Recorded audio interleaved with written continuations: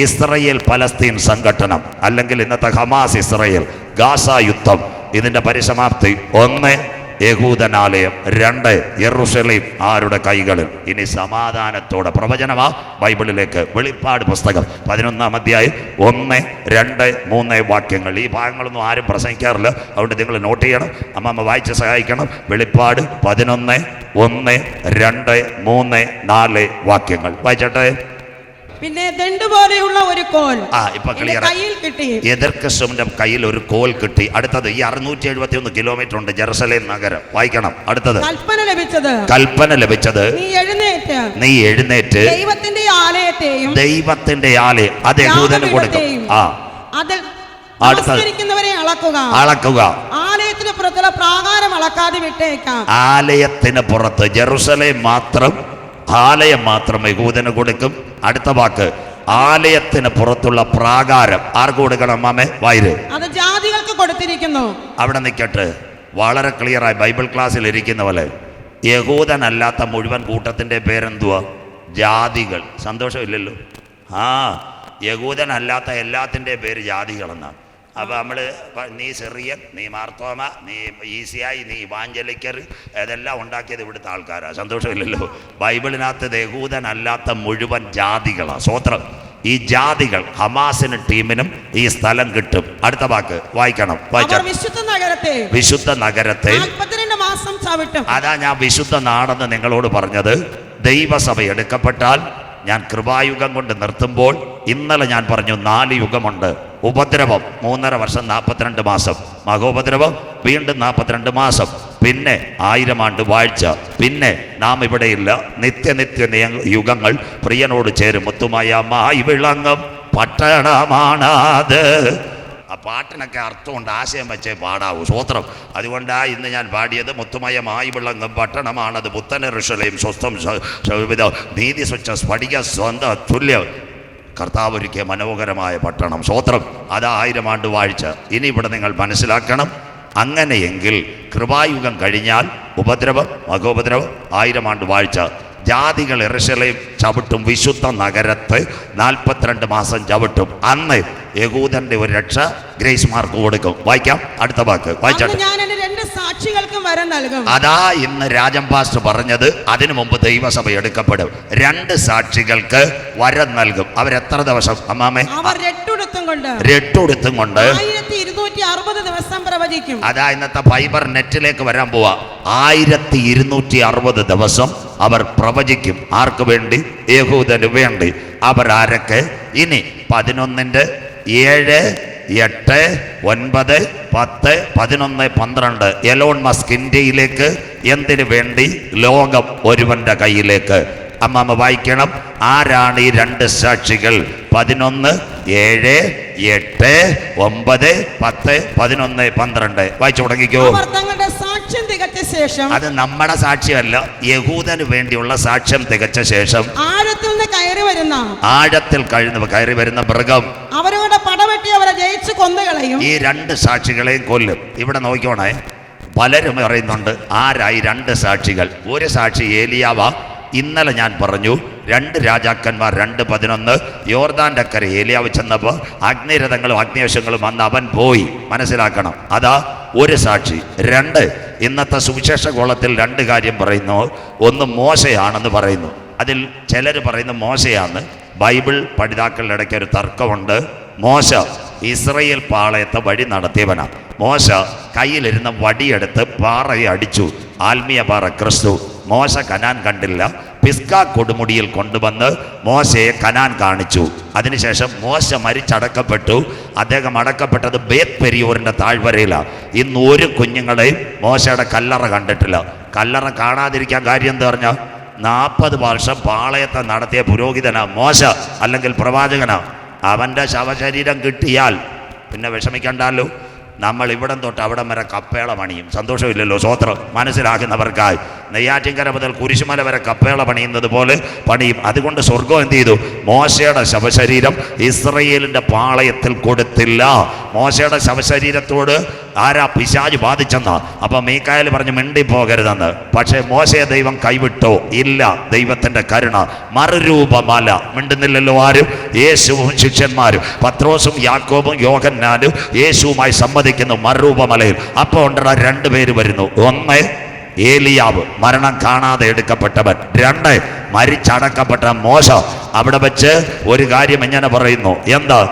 ഗുരു, ഞങ്ങൾ 3 കുടിലുണ്ടാക്കട്ടെ. 1 നിനക്കും, 2 ഏലിയാവിനും, 3 മോശയ്ക്കും, കരമുയർത്തുന്നവർക്കായി. ഇതിന്റെ പേരാ മരണാനന്തര ജീവിതം. മനസ്സിലാക്കണം. സ്വോത്രം. അങ്ങനെയെങ്കിൽ ചില പഠിതാക്കൾ പറയുന്നു മോശയാ, 1 ഏലിയാവ്, ചിലർ പറയുന്നത് കാനോക്ക്.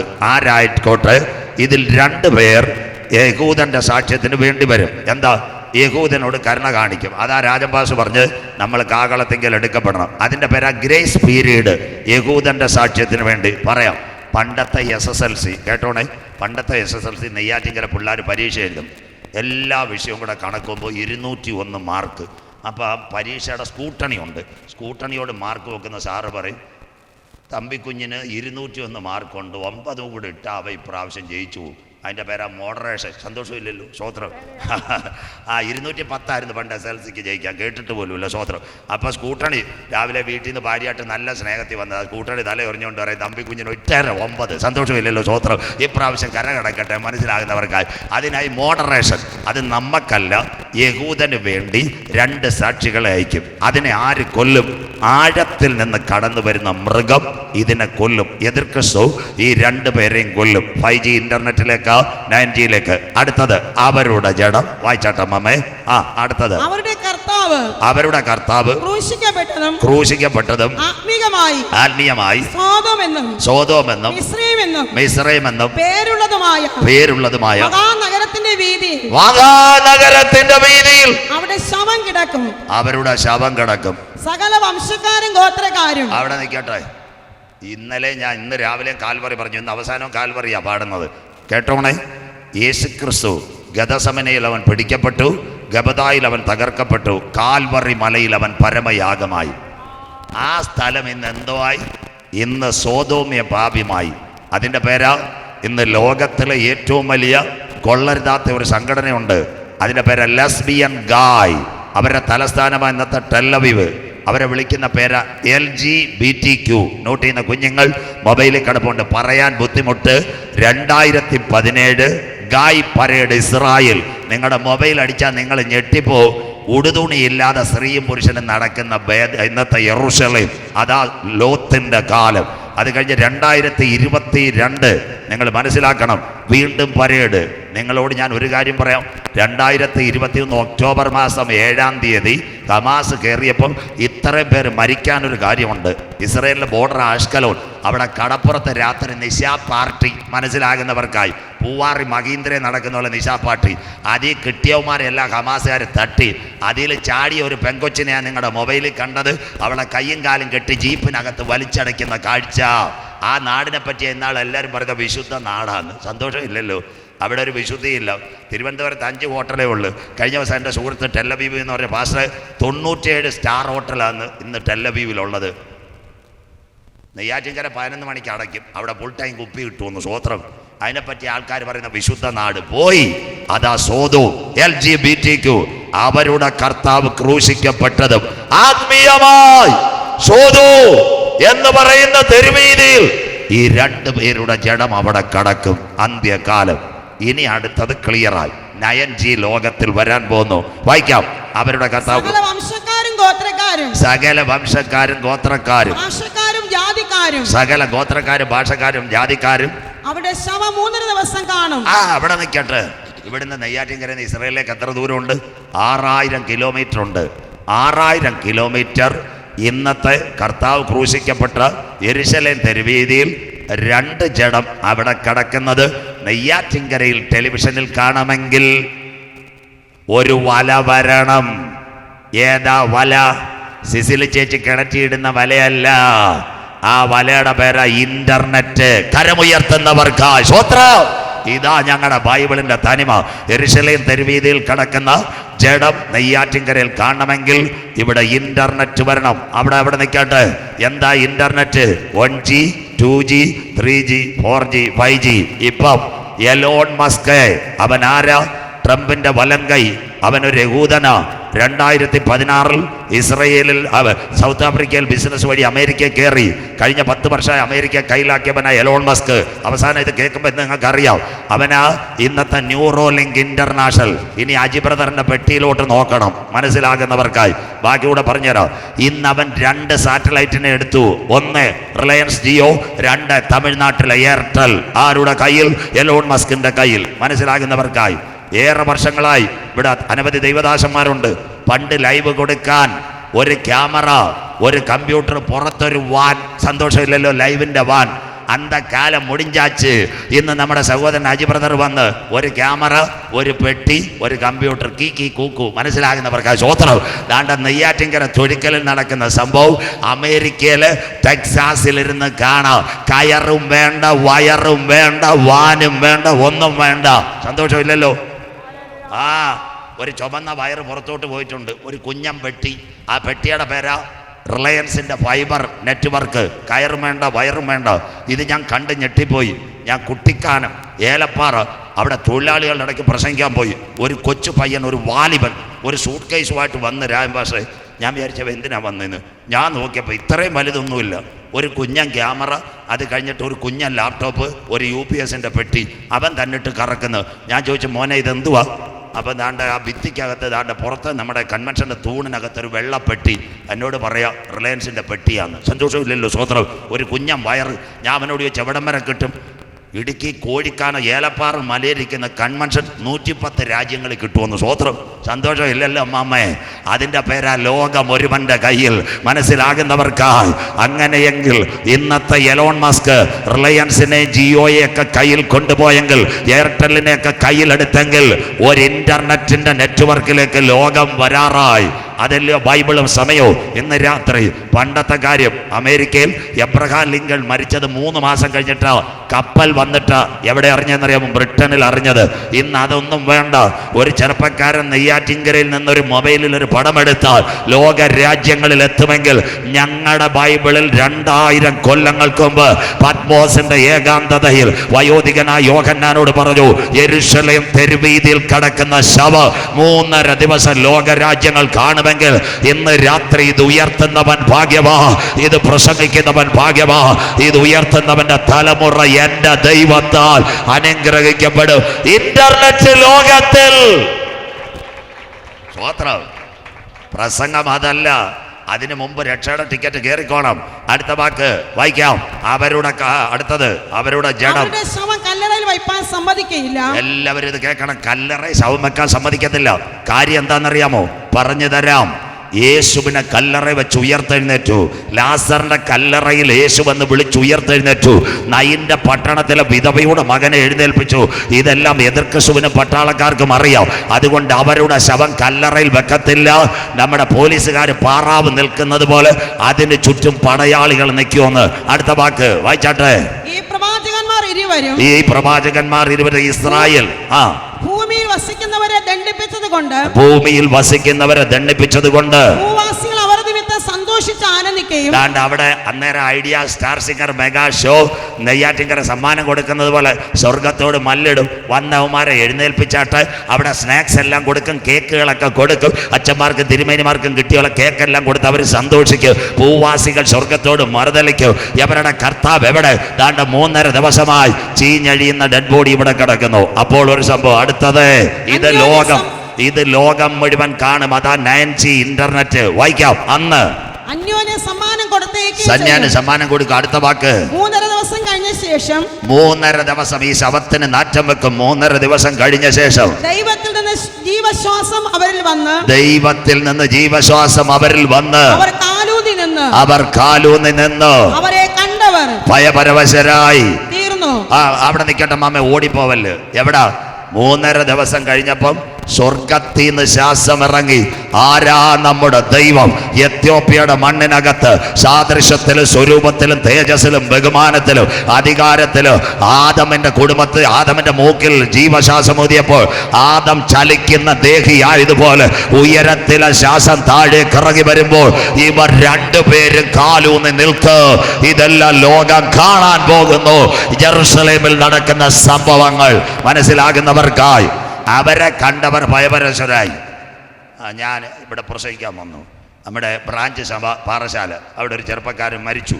ഉടനെ രാജഭാഷ പറഞ്ഞു, സാറ് നമുക്ക് എല്ലാവർക്കും കൂടെ പാം. അമ്മാമ്മേ ഞങ്ങളെല്ലാം കൂടെ അവിടെ ചെന്നു. ചെറുപ്പക്കാരൻ്റെ ശവം ഇങ്ങനെ ബോഡിയിലിരിക്കുക, ഉടനെ പെട്ടിയിലിരിക്കുക. രാജഭാഷ ഉടനെ പറഞ്ഞു, ഊളിയക്കാരാ കൊഞ്ചം പേസുകരുത്. ഞാനും മൈക്ക് കിട്ടിയല്ലോ, ഇന്ന് നീ മരിച്ചാൽ നിന്റെ നിത്യത കൊട്ടാരമായാലും മരണം, കോട്ടയ്ക്കകത്തും മരണം. മനുഷ്യനോ മരിച്ചാൽ ദ്രവിച്ചു പോകും, പുരുഷനോ മരിച്ചാൽ ദ്രവിച്ചു പോകുന്നു. ഇതെല്ലാം പറഞ്ഞൊരു 15 മിനിറ്റ് ആയപ്പം ശവപ്പെട്ടിയിൽ നിന്ന് ശവം ഒന്ന് എഴുന്നേറ്റു. രാജൻ ഭാഷ തൊഴിക്ക് ഞാൻ ചാത്തന്നൂർ. മനസ്സിലാക്കുന്നവർക്കായി സ്വോത്രം പിടികിട്ടിയോ? ക്ലിയറായി. ഈ ശവ എഴുന്നേറ്റപ്പോൾ അവർ ഭയപരവശരായി. അന്നേരം ഒരു ശബ്ദം നമുക്ക് വേണ്ടിയല്ല അവർക്ക് വേണ്ടി കേൾക്കും. വായിച്ചാട്ടെ, ഇതാ പ്രസംഗം. അപ്പോൾ ഇവിടെ കയറി വരുവീൻ, ശബ്ദം പറയുന്നത് അവർ മേഘത്തിൽ. വായിച്ചാട്ടെ മാമേ, മതി, അത് ലോകം മുഴുവൻ കാണും. എന്നാൽ ആ സംഭവം യെരുശലേമിൽ നടക്കുന്നതിന് 3.5 കൊല്ലം മുമ്പ് തൊഴിക്കലിൽ മറ്റൊരു ശബ്ദം കേൾക്കും. കരമുയർത്തുന്നവർക്കായി ആ ശബ്ദത്തിന്റെ പേര് കർത്താവ് തൻ ഗംഭീരനാദം, പ്രധാന ദൂതന്റെ ശബ്ദം, ദൈവത്തിന്റെ കാഹളം. ക്രിസ്തുവിൽ മരിച്ചവർ മുൻപേ ഉയർത്തെഴുന്നേൽക്കും. ജീവനോടിരിക്കുന്ന അവനെ എതിരേൽക്കുവാൻ ഈ തലമുറയിൽ മധ്യാകാശത്തിൽ എടുക്കപ്പെടും. സഹിഷ്ണുതയുടെ എന്റെ വചനം നീ കാത്തുകൊണ്ടതിനാൽ ഭൂതലത്തിലങ്ങ് വരുവാനിരിക്കുന്ന പരീക്ഷാകാലത്ത് ഞാൻ നിന്നെ കാക്കും. ഞാൻ വേഗം വരുന്നു. നിന്റെ കിരീടം ആരും എടുക്കാതിരിപ്പാ. ഇന്ന് രാത്രി നിനക്കുള്ളതിനെ മുറുകെ പിടിച്ചുകൊള്ളുക. തീർന്നില്ല. 3 വാക്യം കൂടെ കഴിഞ്ഞ ഇടവേള, പിന്നെ 3 വാക്യം കൂടെ, 3 വാക്യമായതേ ഉള്ളൂ. അങ്ങനെയെങ്കിൽ ദൈവസഭ എടുക്കപ്പെട്ടാൽ നമ്മൾ എത്ര കൊല്ലമായിട്ട് തൊഴിക്ക പ്രസംഗിക്കുന്നു, വഴുതൂര് പ്രസംഗിക്കുന്നു, തൊഴിക്കൽ പ്രസംഗിക്കുന്നു, അത് കഴിഞ്ഞിട്ട് CSI ഗ്രൗണ്ടിൽ പ്രസംഗിക്കുന്നു, അരുവിപ്പുറം പ്രസംഗിക്കുന്നുണ്ട്, പെരുമ്പഴുതൂര് പ്രസംഗിക്കുന്നുണ്ട്. ഈ വഴി മൊത്തവും കിടന്ന് പ്രസംഗിക്കുക. ഇന്നും പല അച്ചായന്മാരും അമ്മമാരും പറയുന്നത് ഇവരെല്ലാം വയറ്റിപ്പഴപ്പിനാന്ന്. നിങ്ങൾ വിഷമിക്കേണ്ട. ഞങ്ങളൊന്ന് പോയാൽ ഇവിടെ എന്ത് നടക്കും? വായിക്കാം. ഒരു കഷ്ടകാലം വരുമോ? വെളിപ്പാട് പുസ്തകം 6-ാം അധ്യായം അതിൻ്റെ 5-6 വാക്യങ്ങൾ ഒന്ന് വായിച്ചു. 3-ാം മുദ്ര പൊട്ടിച്ചപ്പോൾ ദൈവസഭ എടുക്കപ്പെട്ടാൽ ഇന്നലെ 1-ാം മുദ്ര ഇസ്രായേലിന്റെ ആലയം, അതിന്റെ ഒരു ഭാഗമായിരുന്നു ഇന്ന് ഞാൻ തീർത്തത്. 2 ഞാൻ തൊടുന്നില്ല.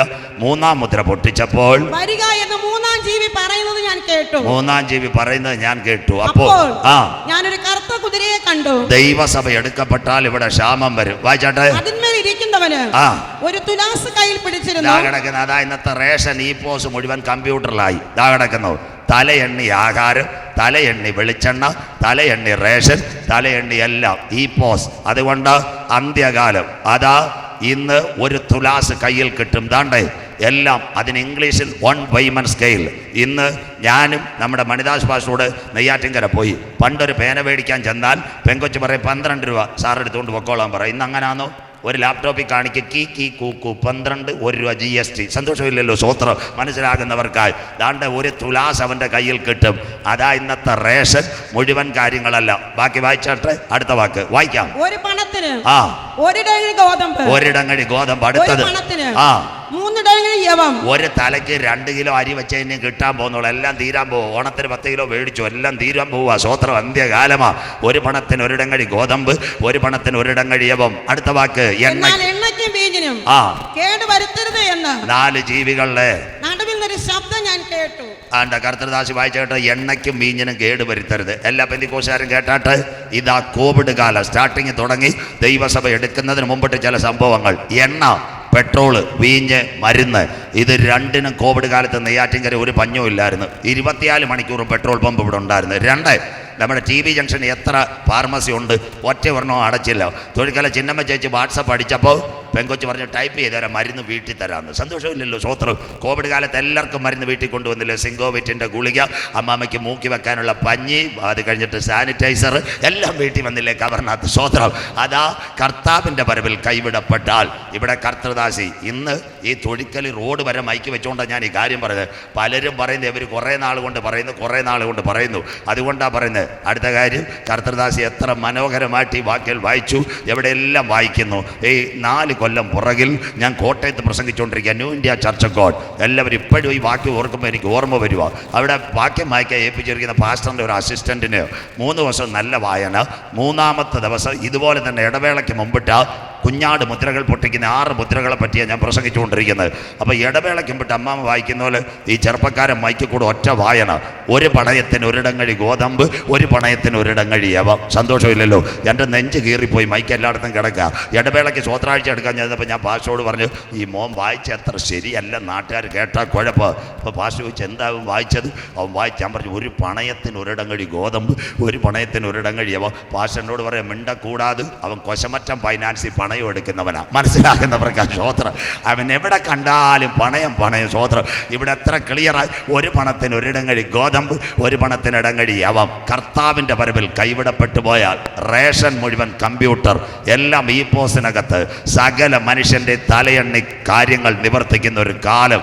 അതിനാസ്പദമായി കാന്തൻ്റെ വരവിൽ കൈവിട്ടാൽ ഇനി തൊഴിക്കൽ യോഗമൊക്കെ നടക്കുമെന്നൊന്നും നമുക്കറിയാൻ പറ്റത്തില്ല. എല്ലായിടത്തും പ്രശ്നമാണ്. അതുകൊണ്ട് ഇത് കേൾക്കണം, വായിക്കാം. ഇസ്രയേലിനോടുള്ള ബന്ധത്തിൽ എസെക്കേൽ പ്രവചനം. അതുകൊണ്ട് ആ ദൈവസഭ എടുക്കപ്പെട്ടാൽ യഹൂദൻ്റെ നിലവിളിയുടെ മുമ്പിൽ അവന് മോഡറേഷൻ കൊടുത്ത് രക്ഷയുടെ ദൂത് പറയും. അനുസരിക്കാത്തവരെ മേയ്ക്കാൻ ദണ്ട് കൊണ്ട് കോല് പോലെ ഒരുവൻ വരും. അവൻ ജാതികൾ കെറുശലേം കൊടുക്കും. പിന്നെ അളവ് തൂക്കങ്ങൾ മുഴുവൻ അവൻ്റെ കയ്യിൽ കിട്ടും. അടുത്തത്, ഒരു പണത്തിന് ഒരിടങ്ങഴി ഗോതമ്പ്, ഒരു പണത്തിന് ഒരിടങ്ങഴിയവ. ഇസ്രയേലിനോടുള്ള ബന്ധത്തിൽ വായിച്ചു തുടങ്ങാം. കർത്താവിന്റെ വരവിൽ കൈവിടപ്പെട്ട എസെക്കേൽ പ്രവചനം 4-ാം അധ്യായം 10-11 വാക്യങ്ങൾ. യെഹെസ്കേൽ 4:10-11 വാക്യങ്ങൾ വായിച്ചട്ടമ്മേ. നീ ഭക്ഷിക്കുന്ന ആഹാരം ഒരു ദിവസത്തേക്ക് 20 ശേക്കൽ തൂക്കമായിരിക്കും. 200 ഗ്രാം ഒരു ദിവസം. അതനുസരിച്ച് ഇന്ന് പല കാർഡിനും 2 കിലോ അരി വരുന്നത്. ഭക്ഷ്യക്ഷാമം വരാൻ പോകുന്നു. 20 ശെക്കേൽ ഇസ്രായേലിന്റെ തൂക്കമാ 200 ഗ്രാം. അടുത്തത് വായിക്കാം. നേരത്തോട് നേരം. അതുകൊണ്ട് ഉപജീവിച്ചു കൊള്ളണം. ഇന്നത്തെ കണക്ക് ആഹാരം ഒന്നും തൊഴിക്കൽ അച്ചായമാർക്കൊന്നും കിട്ടത്തില്ല. അല്പകാമം കിട്ടത്തില്ല, കുഴിമന്തിയും കിട്ടത്തില്ല, KFCയും കിട്ടത്തില്ല, SFCയും കിട്ടത്തില്ല, ഒരു മണ്ണാങ്കട്ടയും കിട്ടത്തില്ല. കർത്താവിന്റെ വരവിൽ കൈവിടപ്പെട്ടു പോയാൽ നേരത്തോട് നേരം നീ അത് കഴിക്കണം. അടുത്തത് വെള്ളവും അളവ് പ്രകാരം. അടുത്തത് അവിടെ നിൽക്കട്ടെ, ഇതുകൂടെ കേട്ടോണം. അടുത്തതാ പ്രസംഗം.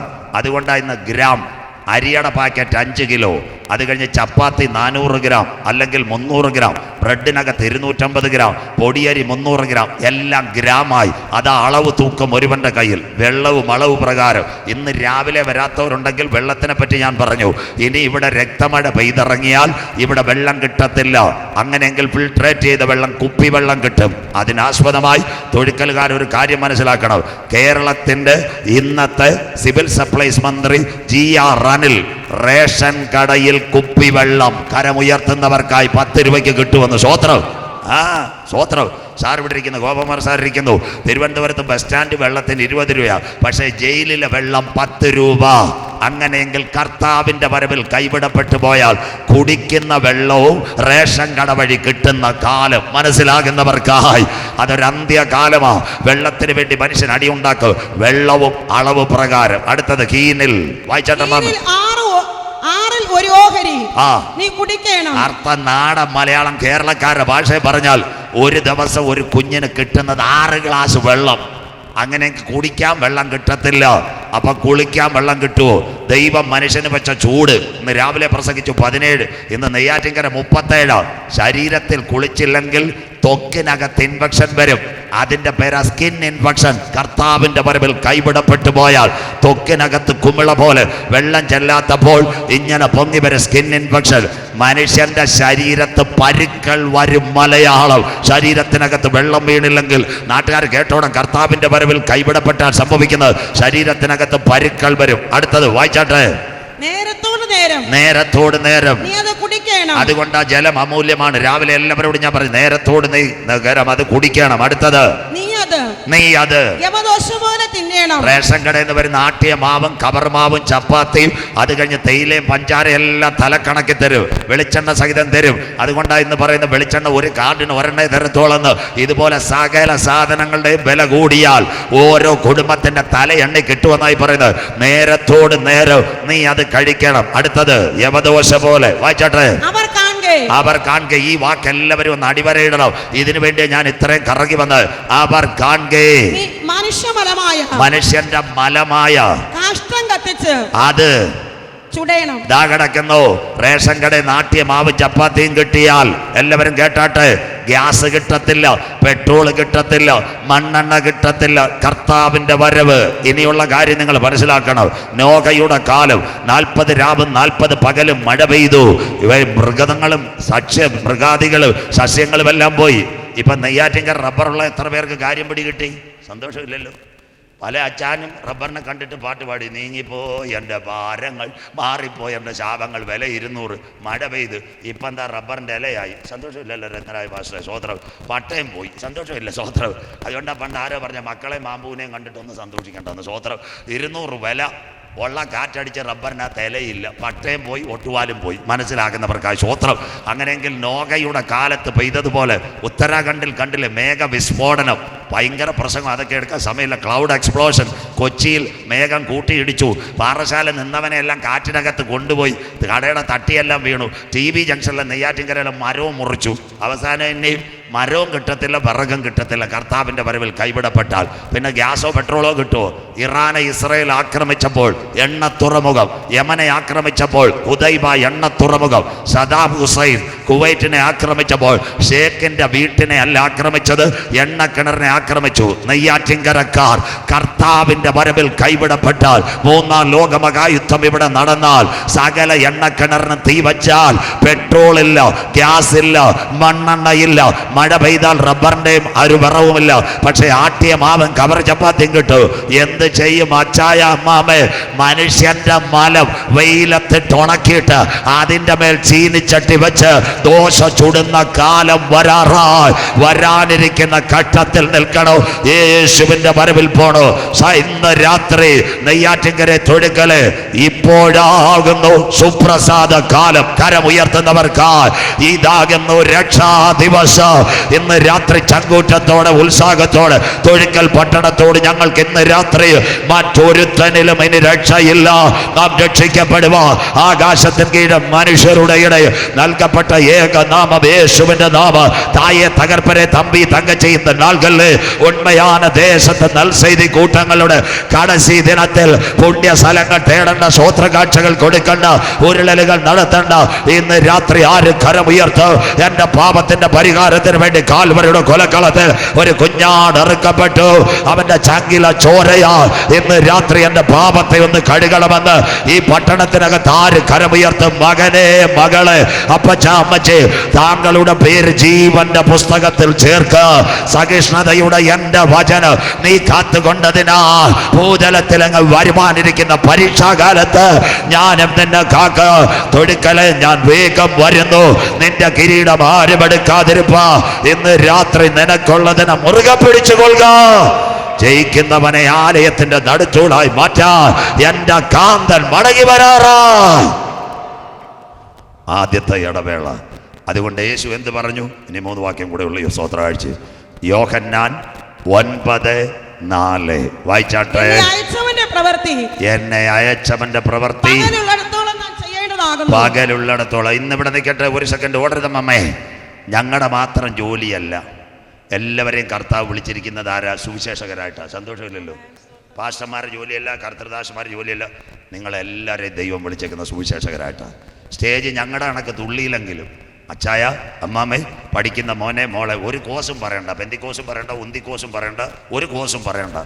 യേശു എന്നെ രക്ഷിച്ചെന്ന് ഒരു വ്യക്തിയോടെങ്കിലും ഈ വർഷം പറയുവാൻ, എൻ്റെ കുടുംബത്തെ അനുഗ്രഹിച്ചത് യേശു, എൻ്റെ കുഞ്ഞുങ്ങളെ നടത്തിയത് യേശു, എന്നെ ഇത്രത്തോളം നടത്തിയത് യേശു. അതുകൊണ്ട് ഇന്ന് രാത്രി പറയണ എന്നെ അയച്ചവന്റെ പ്രവൃത്തി ഹല്ലേലൂയ പകലുള്ളിടത്തോളം ചെയ്യേണ്ടതോ. അത് കണ്ടിട്ട് യേശു ഒരു വാക്ക് പറഞ്ഞു. അതാ നമ്മുടെ പ്രസംഗം. വായിച്ചാട്ടെ. ആർക്ക്? വായിച്ചാട്ടെ മാമേ. ആർക്കും പ്രവർത്തിച്ചുകൂടാത്ത രാത്രി വരുന്നു. കരമുയർത്തുന്നവർക്ക് വരാൻ പോകുന്ന നാളിനെ പറ്റി ഞങ്ങളുടെ നാഥൻ പറഞ്ഞു, ആർക്കും പ്രവർത്തിച്ചുകൂടാത്ത രാത്രി വരുന്നു. നിൽക്കട്ടെ, ഇന്ന് രാത്രി, ആ രാത്രി ഇവിടെ വരുന്നതിന് മുമ്പ് രക്ഷിക്കപ്പെട്ട് മാനസാന്തരപ്പെട്ട് അനുദപിച്ച് മുങ്ങി സ്നാനമേറ്റ് പരിശുദ്ധാത്മ ശക്തിയിൽ ആരാധിക്കുന്ന ദൈവസഭയെ ചേർക്കാൻ എൻ്റെ കാന്തൻ മടങ്ങി വരും. ഇടവേളയിലേക്ക് പോകുന്നതിനും വിട്ട്, ഇടവേളയ്ക്കും ടൈറ്റാനിക്, അവസാനവും ടൈറ്റാനിക്. എല്ലാവരും കേൾക്കണം. 1910 ഏപ്രിൽ മാസം 14 ഒരു കപ്പൽ യാത്രയായി. പേര് ടൈറ്റാനിക്. ടൈറ്റാനിക്കിൻ്റെ പ്രത്യേകത നിങ്ങളോട് പറഞ്ഞു തരാം. White star shipping company, London. അതിൻ്റെ പ്രത്യേകത 50,000 ഹോഴ്സ് പവർ. അതിൻ്റെ പ്രഖ്യാപിതമായ സ്പീഡ്, അത് ദൈവം വിചാരിച്ചാലും തകർക്കത്തില്ലെന്ന് വൈറ്റ് സ്റ്റാർ പറഞ്ഞത്. കന്നി യാത്ര, എല്ലാവരും കേൾക്കണം. 2221 കിലോമീറ്റർ. Southampton, New York. ആട്ടം പാട്ട് നിലകളുള്ള കപ്പൽ. 4 ദിവസം കഴിഞ്ഞു. ഏപ്രിൽ 10 ആ കപ്പൽ പോന്ന് ചെറുപ്പക്കാർ നോട്ട് ചെയ്തു. 4 ദിവസം കഴിഞ്ഞപ്പോൾ അറ്റ്ലാന്റിക്കിൽ ഇങ്ങനെ പാട്ടുമായിട്ട് പോയപ്പോൾ മഞ്ഞുമല, പ്രസംഗം കേട്ടോണം, മഞ്ഞുമല കണ്ടപ്പോൾ ക്യാപ്റ്റൻ സ്മിത്തിനോട് നാട്ടുകാരും അവരെല്ലാം പറഞ്ഞു, സാറേ മഞ്ഞുമല റൂട്ടൊന്ന് മാറ്റണം. മിണ്ടരുത്, ദൈവം വിചാരിച്ചാലും ഇത് തകരത്തില്ല. മുന്നറിയിപ്പുകളെ അവഗണിച്ച് ഈ കപ്പൽ യാത്രയായി. മനസ്സിലാകുന്ന കുഞ്ഞുങ്ങൾക്കായി ആ മഞ്ഞുമലയിൽ ചെന്ന് ടൈറ്റാനിക് ഇടിച്ചു. പ്രസംഗം അതല്ല. ആ സമയത്ത് പടപട കപ്പൽ പൊട്ടാൻ തുടങ്ങി. 2ാം നിലയിൽ ഒരു ചെറുപ്പക്കാരനുണ്ടായിരുന്നു. അവൻ ഉച്ചയ്ക്ക് ഭക്ഷണം കഴിച്ചുകൊണ്ടിരിക്കുമ്പോഴാണ് മെസ്സി വെച്ച കപ്പലിടിക്കുന്നത്. അവനൊരു ബിസിനസ്സുകാരനായിരുന്നു.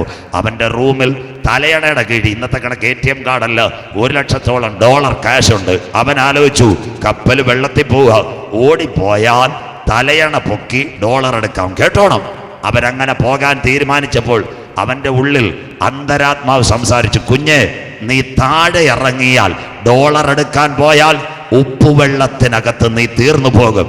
അപ്പൊ നമ്മുടെ മെസ്സിൽ കിടക്കുന്ന പോലെ കലവും തവിയും കിടക്കുന്നത് പോലെ ദാ കിടക്കുന്ന ലൈഫ് ജാക്കറ്റ്. ആരോ അവൻ്റെ ഉള്ളിൽ പറഞ്ഞു, എടാ കുഞ്ഞെ, പണം പിന്നെ ഉണ്ടാക്കാം, ലൈഫ് ജാക്കറ്റ് എടുത്ത് നീ വെള്ളത്തിൽ ചാട്, എവിടുന്നെങ്കിലും ഒരു ബോട്ട് വന്ന് രക്ഷിക്കും. ആ പുസ്തകം വായിച്ച് ഞാൻ കരഞ്ഞു. $100,000 അവൻ മറന്നു. ഒരു ലൈഫ് ജാക്കറ്റ് എടുത്ത് അവൻ ചാടി. കടലിൽ ചാടിയപ്പോൾ 10 മിനിറ്റ് കഴിഞ്ഞപ്പോൾ സ്പീഡ് ബോട്ട് വന്ന് രക്ഷപ്പെടുത്തി. അവൻ്റെ പുസ്തകത്തിൽ ഇങ്ങനെ ഒരു ഭാഗം എഴുതിയിട്ടുണ്ട്, തൊടുക്കലിനോട്, $100,000 വേണ്ടി ഞാൻ താഴെ ടൈറ്റാനിക്കിലെ 2ാമത്തെ നിലയിൽ എൻ്റെ കിടക്കകത്ത് ഓടിയെങ്കിൽ പിന്നെ എനിക്ക് പൊങ്ങി വരാൻ പറ്റത്തില്ല. പക്ഷെ അതിനെ മറന്നുകൊണ്ട് എൻ്റെ മുൻപിൽ ഒരു ലൈഫ് ജാക്കറ്റ് കണ്ടത് ഞാൻ എടുത്തത് കൊണ്ട് ഞാൻ രക്ഷപ്പെട്ടെങ്കിൽ ഇന്ന് രാത്രി, ഇന്നുള്ള ആകാശവും ഭൂമിയും ദൈവം തീക്കായി സൂക്ഷിക്കുന്നു. അതിൻ്റെ നടുവിൽ ഇന്ന് രാത്രി തൊഴിക്കലിൽ ഒരു ലൈഫ് ജാക്കറ്റിനെ ഞങ്ങൾ പരിചയപ്പെടുത്തുന്നു. അവൻ്റെ പേരത്രേ ഉയർത്തെഴുന്നേറ്റ യേശു ക്രിസ്തു. രാത്രി നാട്ടുകാരെ, വീട്ടുകാരെ, SSLC തോറ്റാൽ ഒന്നുകൂടെ എഴുതാം, +2 തോറ്റാൽ എഴുതാം, അത് BE-ME എടുത്ത് ഒരു സെമസ്റ്റർ പോയാൽ എഴുതാം, അതെല്ലാം എഴുതാൻ പറ്റൂ.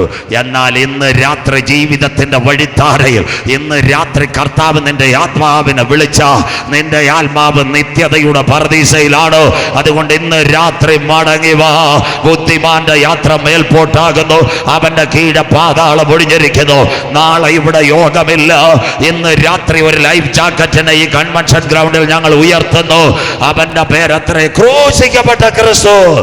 ഇന്ന് രാത്രി വായിക്കുന്നവൻ ഭാഗ്യവാൻ, വായിച്ച് കേൾപ്പിക്കുന്നവൻ ഭാഗ്യവാൻ, പ്രമാണിക്കുന്നവൻ ഭാഗ്യവാൻ. സമയം അടുത്തുപോയി. നിന്റെ ദൈവത്തെ എതിരേൽപ്പാൻ നീ ഒരുങ്ങിക്കൊള്ളുക.